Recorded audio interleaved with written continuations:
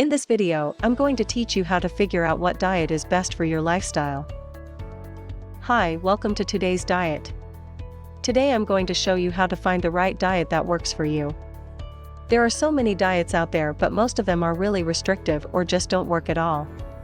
But I promise by the end of this video, you'll know exactly which one will be best for your needs and will start getting results in no time. Choosing a diet that's ideal for you can be a challenge. Very often, people get on diets because they see other people having results with it. So, they jump on board without considering if the diet is even suitable for them. In many cases, it isn't, and complying with it becomes a nightmare. So they throw in the towel, and that's the end of their weight loss journey. In this video, we'll look at a few factors you should consider before embarking on any diet. Thinking about these in advance will prevent you from choosing a wrong diet plan and setting yourself up for failure. Goals. The first point to think about are your goals. Do you want fast weight loss, or would you prefer a slower, easier method? Fast weight loss will mean going with a more aggressive diet like keto or paleo. You'll need to closely monitor your macronutrient ratio and so on. It's much more of a hassle, but the results are much faster. However, if you love food and don't mind slower weight loss, you can try intuitive eating and use mindfulness to slowly transform your lifestyle. You could also gradually make positive changes in your diet until you're eating clean. Age. Generally, younger people tend to be more gung-ho and have the energy to take on the more challenging diets. The older folk realize that they're not in a race to be beach body ready and can go at their own pace. If you're younger and filled with gusto, taking on a diet like keto can be a fun challenge. You love testing out new things and will have more energy to expend on willpower to rein yourself in.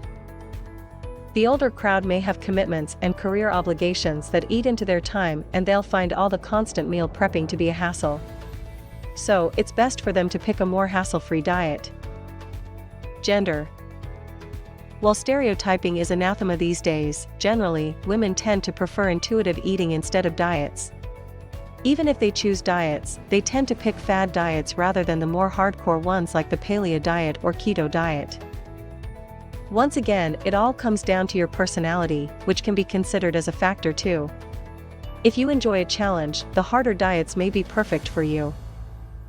If you really love junk food and processed foods, trying to make a shift too soon will cause food cravings that are extremely difficult to overcome. Even if you picked a keto diet, it would take you about 2 or 3 weeks to get accustomed to it. This may not seem like a long time, but when you're breaking your old habits and avoiding the foods you love, it can seem like a lifetime. This is why most people quit. They can't handle the struggle. The best way to stay on track is to not rush the process and torture yourself. It's a marathon, not a sprint. Choose a diet that has been proven to work and ask yourself how much effort the diet will require from you. The more restrictions and requirements it has, the harder it will be to comply.